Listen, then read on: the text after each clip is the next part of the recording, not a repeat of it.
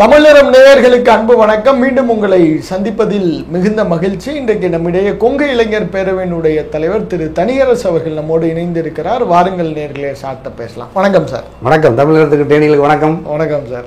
இப்ப இந்த பாஜக அதிமுக அந்த கூட்டணி தொண்டர்கள் மத்தியில என்ன ஒரு மனநிலை, என்ன ஓட்டம், எப்படி போயிட்டு இருக்கு? இது இந்த கெமிஸ்ட்ரி ஒர்க் அவுட் ஆகும் சார் கிரவுண்ட் லெவல்ல? அதிமுக நீண்ட காலமாகவே பாஜகவின் கட்டுப்பாட்டில் அதனுடைய கோட்பாட்டு சிதைவுக்கு அதிமுகவின் தலைவர்கள் மட்டுமல்ல, அதிமுக தலைவர்களை இரையாக்கிய காலத்திலிருந்து அதிமுகவின் தொண்டர்களினுடைய கடைசி மனிதன் வரைக்கும் பாஜகவின் சித்தாந்தத்தை அவர்கள் விதைப்பதற்கான காலமாக இந்த 8 ஆண்டு காலத்தை அவர்கள் எடுத்துக்கொண்டார்கள். குறிப்பாக 2017 புரட்சித் தலைவர் அம்மா மறைந்த பிறகு எடப்பாடி பொறுப்புக்கு வந்த பிறகு அண்ணன் ஓபிஎஸ், அண்ணன் ஆடிட்டர் குருமூர்த்தி ஐயாவுடைய தர்மயுத்த ஆலோசனையை தொடர்ந்து அந்த நாளில் இருந்து இன்று வரை 2017 18, 19, 2000, 2001, 21, 2022, 2023, 24, 25 வரைக்கும் கிட்டத்தட்ட 8 ஆண்டுகள் 9 ஆண்டுகள் பாஜகவின் கரம் பற்றி அதிமுக தொண்டர்கள் அரசியல் பயணத்தை நகர்த்தியதனுடைய விளைவு இவர்கள் நாக்பூரை தலைமையிடமாக ஏற்றுக்கொண்டு அமித்ஷாவை தன்னுடைய வழிகாட்டியாக ஏற்றுக்கொண்டு விட்டார்கள் என்பதனால் பாஜக வாக்கு வங்கி வேறு, அதிமுக வாக்கு வங்கி வேறு என்று பிரித்து பார்க்க முடியாத அளவுக்கு அவர்கள் இணைந்து கிடக்கிறார்கள் தான் இன்னும் பெரிய கொடுமை, வரலாற்று துயரம். இதை தடுத்து நிறுத்துவதற்கு அதிமுகவின் 2 கோடி பேர் எடப்பாடி சொல்ற தொண்டர்களில் ஒருவர் கூட இந்த கருத்தில் இருந்து வலிமையாக உறுதியாக பயணிப்பதற்கு நான் கண்ணு கெட்டிய தூரத்திற்கு என்னோடு நாளெல்லாம் பேசுகிறவர்கள், விவாதிப்பவர்கள், வருத்தத்தை பகிர்ந்து கொள்ளுபவர்கள், கடைசியாக அவர்கள் வேறு வழியில்லை, நாம் பாஜகவை ஆதரிக்க வேண்டும், வேறு வழியில்லை, நாம் அமித்ஷா சொற்படி கேட்க வேண்டும், கட்சியை காப்பாற்ற வேண்டுமானால், கட்சி ஆட்சிக்கு வர வேண்டுமானால் பாஜகவின் தயவு அவசியம் என்பதை கடைக்கோடி தொண்டனும் முழக்கமிடுறதை பார்க்கிறோம்.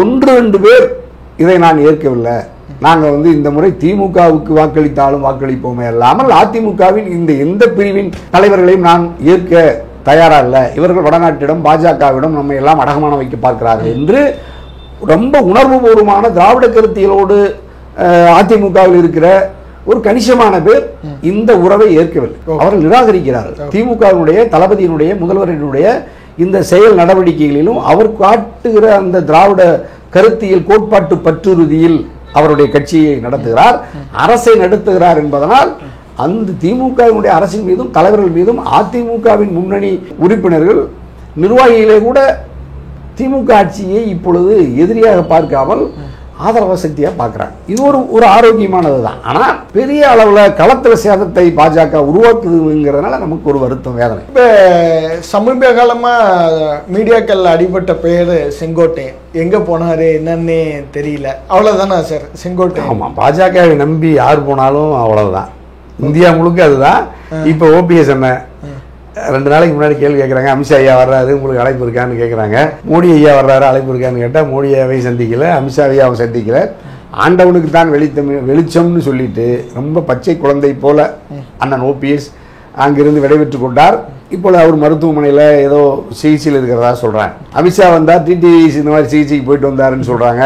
அவரும் சந்திக்கலை. சின்னமாவும் ஒரு வகையில் மௌனமாக இருக்காங்க. அப்போ பாஜகவை நம்பி போன இப்போ அண்ணாமலைக்கே அந்த நிலைமை. அவரே தலைவராக இருந்து அவர் பொறுப்பையே எடுத்துட்டாங்க. அவர் பெரிய அடுத்த முதலமைச்சர், பெரிய ஐக்கான்னு சொன்னவரையே ஆளை காணோம். அப்போ செங்கோட்டையன் 2 முறை 3 முறை போனார், வந்தார். இப்பொழுது கூட சமீபத்தில் நேற்று ஒரு ஊடகவியலாளர்கள் மறித்து கேட்குறாங்க, எந்த கருத்தும் சொல்லாமல் வழக்கம் போலவே பாவம் தப்பித்து விலகி போகிறார், பாவமாக இருக்குது. அப்போ நீங்கள் பாஜக வாழ்க, அமித்ஷா வாழ்க, மோடி வாழ்கன்னு சொன்ன பெரும்பாலான தமிழ்நாட்டு தலைவர்கள் அல்லது இந்தியா தலைவர்கள் அனைவருமே காணாமல் போயிருக்கிறார்கள். எஞ்சி இருப்பது எடப்பாடி. கொஞ்ச நாள் காணாமல் போனார், மறுபடியும் அருகில் அழைத்து சுத்தமாக அவருடைய ஆற்றலை, எஞ்சி இருக்கிற ரத்தத்தையும் உறிஞ்சுவதற்கு பாஜக இப்பொழுது எடப்பாடியை அருகில் அழைத்து அமர வைத்து உறிஞ்சி கொண்டிருக்கிறது. அது முழுமையாக உறிஞ்சிய பிறகு எடப்பாடிக்கும் இந்த நிலைமை தான் வரும் அப்படிங்கிறதையும் நம்ம எதிர்காலத்தில் பார்க்க போகிறோம். இப்போ ஓபிஎஸ், டிடிவி, சசிகலா இவங்களுக்கெல்லாம் முடிஞ்சிட்டா இல்லை கூட்டணிக்குள்ளே வச்சுப்பாங்களா? என்ன கணக்கு தான் இவங்களை வச்சு பாஜக இல்லை, அவங்க எதிர்த்தா தானே கூட வச்சுக்கணுமா இல்லையான்னு விரும்புவாங்க. இப்போ முதல்ல இப்போ பாஜகவின் இந்த நடவடிக்கையை இல்லை இப்போ அதிமுகக்குள்ளே இருப்பாங்களா இல்லை என்டிஏ கூட்டணிக்குள்ளேயாவது அவங்களை அலோவ் பண்ணுவாங்க? அதுதான் இப்போ அவங்க எப்பவாவது அதிமுகவை இனிமேல் எடப்பாடியுமே அவங்க விமர்சிக்க முடியாது. என்ன காரணம்? பாஜகவோடு இல்லாதவரை எடப்பாடி விமர்சித்த ஓபிஎஸோ டிடிவியோ சினிமாவோ பாஜகவோடு கரம் பற்றிய பிறகு தன்னுடைய மேலதிகாரியோடு எடப்பாடி இருக்கிறாருன்னா இனி அவர்களாலையும் விமர்சிக்க முடியாது. அப்படின்னா இவங்களுடைய தேவை எங்கிருந்து வந்துச்சு? இப்ப இவங்க போய் எடப்பாடிக்கு எதிராக களத்தில் நிற்க முடியாது, பாஜகவுக்கு எதிராக களத்தில் நிற்க முடியாதுன்னா இவங்களுடைய தேவையே அங்கே இல்லாமல் போயிடுது. அப்ப இவர்கள் மௌனிக்கப்பட்டு வெளியேற்றி அவர்கள் விரும்புகிற மாதிரி பயன்படுத்த முடியும். அவர்கள் விரும்பினால் பிரச்சாரத்துக்கு அழைக்கலாம், தொகுதி தரலாம்.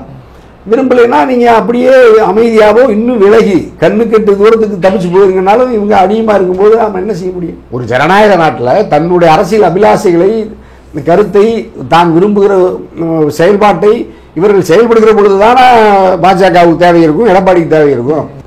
அதிமுகவை கடுமையாக எடப்பாடி விமர்சிக்கிற வரை அண்ணன் ஓபிஎஸ் தேவைப்பட்டார். இப்ப ஓபிஎஸ் என்னன்னா இப்ப பாஜகவே எடப்பாடியை எடுத்துக்கொண்டு உள்கட்சி விவகாரங்கள் நான் தலையிட மாட்டேங்க அண்ணாமலை ஏதாவது நம்ம எடப்பாடி அமித்ஷா சொன்ன பிறகு அங்க எங்கிருந்து அண்ணன் ஓபிஎஸ் எடப்பாடியை எதிர்க்க முடியும்? தன்னுடைய எஜமானர் அல்லது முதலாளி அல்லது ஒரு தலைவர் அவருக்கு அருகாமையிலேயே தன்னுடைய எதிரி அமர்ந்திருக்கிற பொழுது எதிரியை நீங்க விமர்சிக்க முடியாது. அப்ப அங்க வாக்குக்கு எந்த சேதாரம் இல்லையே. களத்தில் எதிர்த்தா தானே எடப்பாடி பயப்படுவார், களத்தில் எதிர்த்தா தானே அமித்ஷா பயப்படுவார். ஆகவே பாஜகவை நம்பி போன அண்ணன் ஓபிஎஸ், பாஜகவை நம்பி போன டிடிவி, பாஜகவை நம்பி போன அண்ணன் செங்கோட்டையன் வரைக்கும் பாதிக்கப்பட்டு பலகீனப்படுத்தப்பட்டிருக்காங்க. அப்படிங்கிறதுனாலையும் அந்த தனித்து அவர்களுடைய அந்த சிக்கல் நீடிக்க வேண்டும் என்றும் பாஜக விரும்புது. அது இப்ப பாமகவில் கூட அந்த இப்ப ஒரு எதிர்வினை பார்க்கிறோம். இப்ப பெரியவருக்கும் சின்னவருக்குமான ஒரு நெருக்கடியை பார்க்கிறோம். அது பாஜகவுக்கு பலம். ஒரு இயக்கம் சிதைவு வருகிற பொழுது, கருத்து புறம் வருகிற பொழுது அந்த இடத்தை நிரப்புவதற்கு வேகமாக காத்து வர்ற மாதிரி பாஜக வரும். அப்ப அங்க ஒரு சிக்கல் இருக்கு. இதுவரைக்கும் சிக்கலே இல்லாமல் இருந்துச்சு மதிமுகவில். வேற மற்றவர்கள் தான் சிக்கலை கொண்டு வருவாங்கன்னு பார்த்தா துறை வைகோவை கொண்டுட்டு வந்தா இப்ப துறை வைகோ ஐயாவுக்குமே சிக்கல் முரண வெளிப்படையா செய்தி பார்க்கிறோம், நேற்று அறிவிப்பை பார்க்கிறோம். அதுல இப்படியெல்லாம் ஒரு தந்தை மகன் தலைமை நிர்வாகத்திலேயே ஒத்த கருத்து இல்லாம ஒரு நெருக்கடி சந்திக்கிறத பார்க்கலாம். ஆனா பாஜகங்கிற இவ்வளவு பெரிய கட்சியில எந்த முரண்பாடும் வர்றதில்லை. அவர்களுடைய தனித்த இயக்கத்துக்குள்ளேயோ பல்வேறு பரிவார இயக்கங்களோ அவர்களுக்குள்ள பதவி மாறுதல் நடக்கிற பொழுது குழப்பம் வர்றதில்லை. ஆட்சி அதிகாரத்தில் இருந்து மாற்றுகிற பொழுது கூட குழப்பம் வர்றதில்லை.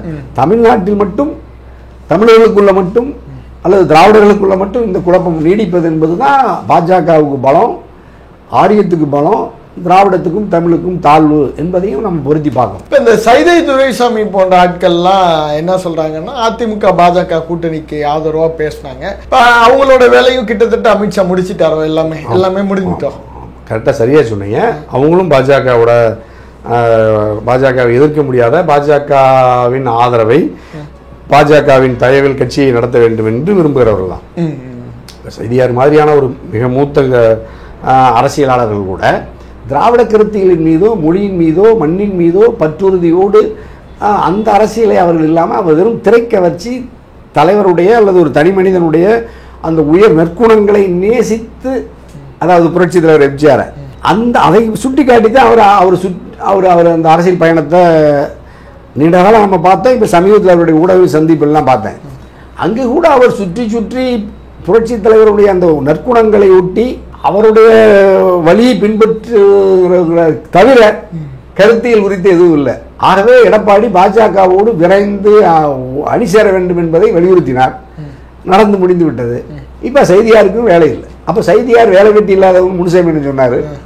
அது அவருக்கு அதை பத்தி கவலை இல்லை. அவங்களுக்கு தேவை பாஜகவை அதிமுக, அதாவது எடப்பாடி இணையணும், பாஜக இங்க வளரணும், இந்தியாவை பாஜக ஆளணும் அப்படின்னு நீங்க செய்தியார் மாதிரி, செங்கோட்டையன் மாதிரி, ஓபிஎஸ் மாதிரி தமிழ்நாட்டில் இருக்கிற, அதாவது அதிமுக இருக்கிற முன்னணி தலைவர்கள் எல்லாம் முடிவெடுத்த பிறகு நீங்க அதிமுகவை யார் மீட்பார்கள்? அல்லது அதிமுகவின் தொண்டர்களுக்கு, அதாவது புரட்சி தலைவர் அம்மாவின் பக்தர்களுக்கு அல்லது தொண்டர்களுக்கு அல்லது திராவிட அந்த வீரர்களுக்கு நம்ம என்ன கருத்தை கடத்துறது? ஆகவே அதுதான் இப்ப அதுலதான் பாஜக பெருவெற்றியை பெற்றிருக்கிறது. பாஜகவை சார்ந்தவர்கள் அதிமுகவை வழிநடத்துகிறார்கள் பல பேர். நீங்க உதாரணத்துக்கு மைத்ரேயன் என்ன மாதிரி பாஜகவில் RSS பயிற்சி பெற்றவர்கள் தான் இதை நடத்துறாங்க. ஆஸ்பர் சுவாமிநாதன் மாதிரியா இருக்கிறவர்கள் தான் ஊடக பொறுப்பாளர்களாக அந்த அதிமுகவை நீண்டகால வழி நடத்தினார்கள். அந்த கருத்திலோடு தான் அம்மாவே கூட இந்த ஆன்மீக கருத்துக்களை ஊட்டி இவர்களை பூச்சட்டி, யாகம், இந்த மாதிரி ஆலயங்களை நோக்கி இவர்களை அங்கு நகர்த்தியது. கைகளில் நெற்றிகளில் எல்லாம் பல வகையான வண்ணங்களை பூசிக்கொள்வது, இறைவனை 24 மணி நேரமும் வழிபடுவது, பூஜை புனஸ்காரங்களில் ஈடுபது, சடங்கு சம்பிரதாயங்களிலே இவர்களை மூழ்கி செய்ததில் இப்படி கரங்களெல்லாம் வெற்று கரங்களாக இருக்கக்கூடாது, மந்திரித்த மோதிரம், தாயத்து, கயிறு இதெல்லாம் கட்டி விட்டு அழகு பார்த்தது அம்மா. இவர்களெல்லாம் இந்த காட்டு கூட்டத்தை இப்படி தான் வச்சிருக்கணுங்கிறதுல அவங்க வந்து ஒரு மாதிரி ஒரு விரும்பினதை அவங்க கட்ட மாட்டாங்க. இப்போ புரட்சி தலைவர் அம்மா கவனமாக இருந்தாங்க, அவர்களெல்லாம் அந்த அதுல எல்லாம் தெளிவாக இருப்பாங்க. இந்த பாவம் இப்படி இந்த பெரியாரையா அண்ணாவையாவோட கருத்தை கற்பிப்பதற்கு பதிலாக இவங்கெல்லாம் யாகசாலைக்கும் இந்த மாதிரியெல்லாம் குடமுழுக்குகள் இப்படி மாதிரியான பல விஷயங்களுக்கு போனதுனால இந்த கட்சியை ஒரு தத்துவ ரீதியாக யாருமே இல்லைங்க. அதிமுகவில் இந்த திராவிட கருத்து பேசுவதற்கு, தமிழ் இனம் மொழி பேசுவதற்கு, மாநில சுயாட்சியை பேசுவதற்கு, அல்லது உலக ஜனநாயகம், சுதந்திரம், மக்களாட்சி, தனிமனித உரிமை இவையெல்லாம் குறித்து பேசுறதுக்கு அதிமுகவில் அது ஒரே ஒரு உறுப்பினரிலிருந்து உச்ச தலைவர் வரை யாருமே இல்லைங்கிறது தான் பெரும் துயரம். அதுதான் பாஜகவுக்கு ரொம்ப மகிழ்ச்சி. ரொம்ப வரவேற்று அதிமுகவை ஆற தழுவி அதை கட்டி பிடிச்சி விட மாட்டேங்குது. இப்போ பாஜகவினுடைய முன்னாள் தலைவர் இமாலயம் போயிருக்கார், இமயமலைக்கு சுற்றுப்பயணம் போயிருக்கிறார். போய் பாபா சிம்பிள்லாம் வச்சு ஃபோட்டோ எடுத்து அனுப்பி. அண்ணாமலையா? அவரா இல்லை, அதெல்லாம் நீ ஆன்மீக பயணம் அது என்ன, அவர் ஏதாவது ஒரு காட்சி சீன் போட்டுட்டு இருப்பாரு. அதில் அவங்களுக்கெல்லாம் மகிழ்ச்சி தானே. அதெல்லாம் வந்து இப்போ நீங்கள் அவங்களுக்கு வந்து இப்போ அந்த கட்சி பணக்கார கட்சி, உலகத்திலேயே பெரிய கட்சின்னு சொல்கிறாங்க. நேற்று கூட ஊடகத்தில் சொன்னாங்க உலகத்திலேயே பணக்கார கட்சியும் கூட. உலகத்திலேயே பணக்கார கட்சி, உலகத்திலேயே பெரிய கட்சி. அப்போ அவங்க இமயமலைக்கு போவாங்க. நம்ம பக்கத்தில் இருக்கிற முருகமலைக்கே நம்மளால் போய் நம்ம ஒரு ஒரு இறைவனை வழிபடுவதற்கே நம்ம பொருளாதார வசதி இல்லாமல் இருக்கிறோம். ஆனால் அவங்களாம் நீங்கள் இமயமலைக்கு போவாங்க. உலகத்தில் எந்த நாடுகளுக்கும் போய் வருவதற்கு அளவுக்கு வசதி வாய்ப்பு இருக்கிறதுனால அவங்களாம் இயல்பாக அரசியல் பயணம், ஆன்மீக பயணத்தை நடத்துவாங்க. தமிழ்நாட்டு மக்கள் பெரிய துன்பத்தில், துயரத்தில், தமிழ்நாட்டு மக்கள் பெரிய ஒரு அச்சத்தில் இருக்கிறார நம்ம வந்து தமிழ்நாட்டு மக்களை பாதுகாக்கும், 8 கோடி தமிழர்களை பாதுகாக்க அதிமுக திராவிட கருத்தியல் பார்வையோடு களத்துக்கு வரணும். அதில் யாராவது ஒரு தலைவர் உருவாகுவாங்கன்னு நம்ம காத்திருக்கிறோம். யாருமே வரமாட்டேனாங்களேன்னு பெரும் வருத்தம், வேதனை அதிமுக தொண்டர்களுக்கு இருக்கிறது, தமிழ்நாட்டினுடைய 8 கோடி மக்களுக்கு இருக்கிறது. அப்படி ஒரு வலிமையான ஒரு தத்துவ தலைவர் அதிமுக வந்து அந்த தலைமை தொண்டர்களை வழிநடத்தி 8 கோடி தமிழர்களின் அன்பை பெற்றால் திமுக தோற்கடிக்கப்பட்டாலும் கூட திமுகவே வருத்தப்படாது. திமுகவுக்கு மாற்றா அதிமுக ஆட்சிக்கு வருகிறதுல தளபதிக்கே எந்த வருத்தமும் இல்லை, தமிழ்நாட்டில் இருக்கிற எந்த அரசியல் கட்சி தலைவர்களுக்கு வருத்தம் இல்லை. அதிமுக இடத்துக்கு பாஜக வந்துருச்சுன்னு வச்சுக்கல, மாநிலத்தில் வேறு எந்த அரசியல் கட்சியும் செயல்பட முடியாது. நான் இப்ப சொல்றேன், பாஜகவோடு இப்பொழுது கூட்டணி இருக்கிற அரசியல் கட்சிகள் கூட பாஜக ஆட்சி அதிகாரத்துக்கு வந்த பிறகு எந்த அரசியல் கட்சியும் தமிழ்நாட்டில் செயல்பட முடியாது. அப்ப எல்லா அரசியல் கட்சிகளுடைய செயல்பாடுகளும் தடுத்து நிறுத்தப்பட்டு பலகீனப்படுத்தப்பட்டு ஒடுக்கப்பட்டு பல வழக்குகளுக்கு இரையாக்கி இவர்களெல்லாம் பொது வாழ்க்கையில இருந்து அப்புறப்படுத்தி விட்டு ஒரே கட்சி தான் இருக்கும். இந்தியாவில் இப்ப எப்படி பாஜக இருக்கு, கொஞ்சம் காங்கிரஸ் இருந்துச்சு. 3 நாளைக்கு முன்னாடி 700 கோடி ரூபாய் காங்கிரஸ் கட்சியினுடைய சொத்தை முடக்குறாங்க.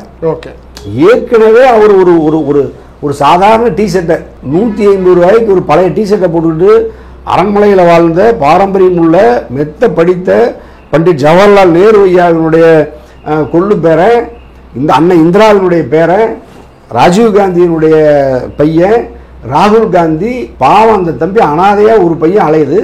அந்த அம்மா மொத்தமாக அத்தனையும் சோதிச்சு எல்லா அந்த கட்சியினுடைய வழக்குகளை போட்டு அந்த கட்சியினுடைய சொத்துக்களை முடக்கி கடுமையான நெருக்கடியில் உருவாக்கி இன்னைக்கு தேசிய அளவில் எந்த கட்சியும் இல்லை. பாஜகவுக்கு மாற்றா தேசிய அளவில் ஒரு கட்சியோடு இல்லை. காங்கிரஸையே அழிச்சிட்டாங்க, கம்யூனிஸ்டுகள் மிகப்பெரிய அளவில் பலகீனப்பட்டு கிடக்கு. எந்த கட்சியும் தேசிய கட்சி இல்லை.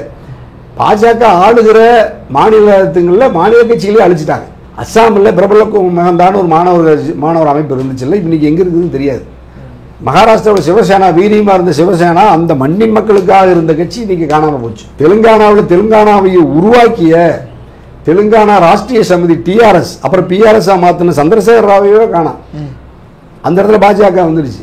ஆந்திராவில் கூட இன்னைக்கு ஜனசக்தி அந்த தம்பி பவன் கல்யாணம், நாளைக்கு சந்திரபாபு நாயுடுவோ ஜெகன்மோகன் ரெட்டியோ கூட இல்லாமல் அந்த இடத்துக்கு பாஜக மிக விரைவில் வரக்கூடும். கேரளாவிலேயே ஓரளவுக்கு இப்போ அது துளிர் விடுவதாக மார்க்சிஸ்ட் தலைவர்களே மாநாட்டில் சொல்கிறாங்க. கர்நாடகாவில் கிட்டத்தட்ட ஒரு 60-70 விழுக்காடு கர்நாடகத்து மக்களை இந்துத்துவ சக்தியாக மாற்றிடுச்சு பாஜக. இப்போ இனி எஞ்சி இருப்பது காஷ்மீரில் கூட நீங்கள் சட்டமன்றத்தை நேற்று நடத்த முடியல. காஷ்மீரில் உமர் அப்துல்லாவோட அந்த தம்பி கூட ஒரு தீர்மானத்தை கூட ஏற்ற முடியல. பாஜக கடுமையாக அங்கே போராடி நிறுத்தி வைக்க முடியுது, கலவரத்தை நடத்த முடியுது காஷ்மீர்லேயே சட்டமன்றத்திலேயே. எஞ்சி இருப்பது திராவிட முன்னேற்ற கழகத்தினுடைய அணி, அந்த அரசு தமிழ்நாடு மட்டும்தான் இருக்கு. அதுதான் நீ அதிமுகவை வீழ்த்தி விட்டு திமுகவின் மீது அவர்கள் அடக்குமுறையை ஏவுவார்கள். திமுகவையும் கூட ஒரு 5 ஆண்டுகள் 10 ஆண்டுகள் தட்டு தடுமாறி நடத்த முடியும். பிறகு திமுகவை அணியினரையும் அவர்களால் பலகீனப்படுத்தி கட்டுப்படுத்திட முடியும். அதற்கு பிறகு இந்தியாவில் எதிர்த்து கேள்வி கேட்பதற்கு யாரும் இருக்க மாட்டாங்க. ஆளுநர் கையெழுத்திட மறுக்கிறார்னு உச்சநீதிமன்றத்துக்கு மனு போடுறதுக்கே இங்கே கட்சி இருக்காது, ஆட்சி இருக்காது, எதுவும் இருக்காது. அதுக்கு பிறகு ஒரே கட்சி பாஜக, ஒரே மொழி இந்தி, ஒரே உணவு, ஒரே அதிபர் தான். அவங்க அண்ணாமலை மாதிரி நயினார் மாதிரி யாரை சொல்கிறாங்களோ அவர்கள் அப்படி வரக்கூடும். பாஜக கூட ரொம்ப நாளைக்கு இருக்காது. அப்புறம் அப்படியே நாக்பூர் தலைமையெல்லாம் வச்சு அவங்களே ஆர்எஸ்எஸ்ஸே ஆண்டுக்குவாங்க. சைனாவில் இப்போ ஒரே ஒரு கம்யூனிஸ்ட் இருக்கிற மாதிரி அதுதான் அவங்களுடைய அடிப்படை கொள்கை. ஆகவே அவர்கள் அரசியல் சாசனம், பாராளுமன்றம் அதெல்லாம் ஒரு சடங்கு சம்பிரதாயம் தான். அங்கேயே அதுக்கும் காவியை அடிச்சுட்டாங்க எல்லா பக்கமும். பள்ளிக்கூடங்கள் ஒரிசாவிலாம் நீங்கள் பள்ளிக்கூடங்களுக்கு பச்சை வண்ணத்தை இருந்ததே 25 வருஷமாக அங்கே நம்ம நவீன் பட்நாயக், பிஜு பட்நாயக் எல்லாம் இருந்து அங்கே கூட பள்ளிகளுக்கெல்லாம் காவி வண்ணத்தை அடிச்சுட்டாங்க. பாராளுமன்றத்தில் காவி, முதலமைச்சர்களெல்லாம் உத்தராட்சக்கட்டையோட யோகி ஆதித்யநாத் மாதிரி உத்தரப்பிரதேசம் மாதிரி ஆயிடுவாங்க. எல்லா முதலமைச்சர்களுக்குமே காவி, இராணுவத்துக்கும் போலீஸுக்குமே இனிமேல் காவி உத்தராட்சக்கொட்டையை கொடுத்து அப்படியெல்லாம் பண்ணுற அளவுக்கு பெரிய அளவில் இன்றைக்கி இந்தியாவில் மாறுதல் நடந்துகிட்டு இருக்கு. நான் பார்க்குறேன். இப்போ நீங்கள் கோட் சூட் மோடி போடக்கூடாது, யாரும் ஆங்கிலம் பேசக்கூடாது, ஹிந்தி மட்டும்தான் பேசணும். அதுதான் அமித்ஷாவோட நீங்கள் நேற்று ஹிந்தியில் தான் பேசுகிறாரு. அந்த கோமணத்தை கட்டிக்கணும். இப்போ என்னமோ அவங்களுடைய ஒரு ட்ரெடிஷனல் ஒரு ட்ரெஸ்ஸை வச்சுருக்காங்க, அதை போட்டுக்கிட்டு தான் அமெரிக்காவாக இருந்தாலும் போகணும், லண்டனாக இருந்தாலும் போகணும். ஆனால் கூட ஒரு செக்யூரிட்டி பார்க்குறேன் இன்னும் மாற்றாமல் வச்சுருக்காங்க. இப்போ நான் இன்றைக்கி நம்ம தமிழர் தோழியாக அந்த கேள்வியை கேட்குறேன். இப்போ நீ தமிழ்நாட்டினுடைய உடைய, அதாவது இந்தியாவினுடைய கல்ச்சர், இந்துக்களினுடைய பண்பாட்டு உடையை தான் அணியணும்னு விரும்புகிற மோடி உன்னுடைய செக்யூரிட்டியை மட்டும் ஏன் மாற்றாம வச்சுருக்க? இப்போ இந்தியாவில் இருக்கிற கிட்டத்தட்ட ஒரு 15 லட்சம் 20 லட்சம் ராணுவத்தையும் நீ கோமணத்தை கட்டி அந்த சிப்பாவை போட்டு இப்போ மாற்றிடுவாங்க. ஆனால் காவியே மாற்றிடுவாங்க. அதுக்கு மாற்றக்கூடும். அது இப்போ நம்ம கேள்வி கேட்குறோம். நீங்கள் போலீஸுக்கு மாற்றணும்ல, ஏன் போலீஸுக்கு மாற்றாமல் இருக்க? உத்தரப்பிரதேசத்தில் முதலமைச்சருடைய காவிக்கு போயிட்டாரு, ஏன் இன்னும் அரசு ஊழியர்களாக மாற்றாமல் இருக்கீங்க? மாற்றிடுவாங்க. ஏன்னா அவங்க கேட்டால் அரப்பை பாருங்க, அங்கெல்லாம் அப்படி தானே இருக்காங்க. அரபு நாட்டில் ஒரு காவல்துறைக்கு ஒரு சீருடை கிடையாது, இராணுவத்துக்குன்னு ஒரு பெரிய சீருடை இல்லை. அது மன்னர் ஆட்சி, ஒரு மதம் சார்ந்த ஆட்சி. இந்தியாவிலே அப்படிப்பட்ட விரைவில் அப்படி வரும். ஏன்னா நீங்கள் பாஜக ஆர்எஸ்எஸ் உடைய தலைவர்களை பாருங்கள், யாரும் பேண்ட் ஷர்ட் போடக்கூடாது. ஏன்னா அது ஆங்கிலேயர்களுடைய உடையா. அப்போ ஆங்கிலேயர்களுடைய உடையை தவிக்க மாட்டேன், இந்தியாவினுடைய உடையை தரிப்பேன்னா அப்போ இராணுவத்துக்கும் காவல்துறைக்கும் அரசு ஊழியர்களுக்குமான உடையை மாற்ற போகிறாங்க. விமான நிலையங்கள், மற்ற எல்லா கல்வி சாலைகள், பல்கலைக்கழகம்லாம் காவிமயமாக்கப்பட்டு கிட்டத்தட்ட மீண்டும் கற்காலத்துக்கு இந்தியாவை மடைமாற்றுகிற போக்கை நம்ம பார்க்குறோம். அதுக்கு தான் தமிழ்நாடாவது நம்ம எஞ்சி தப்பித்து வாழ முடியும்னு பார்த்தோம்னா அதிமுக அவரோடு கரம் பற்றி கொண்டு தமிழ்நாட்டுக்குள்ளேயும் அப்படிப்பட்ட அந்த பிற்போக்கு சக்திகளின் வருகையை அதனுடைய வளர்ச்சிக்கு துணை நிற்கிறார்கள் என்பதனால தான் நம்ம எடப்பாடியை விமர்சிக்கிறோம், அதிமுகவை விமர்சிக்கிறோம். ஆனால் அதிமுக வலிமை பெற வேண்டும் என்கின்ற ஆதங்கத்தில் தான் தனியரசு நம்ம தொடர்ந்து இந்த கருத்தை முன்வைக்கிறோம் தமிழகத்து வழியாக. நன்றி, மிக்க மகிழ்ச்சி. தமிழகத்துக்கு நம்முடைய தேனிலையாக வணக்கம்.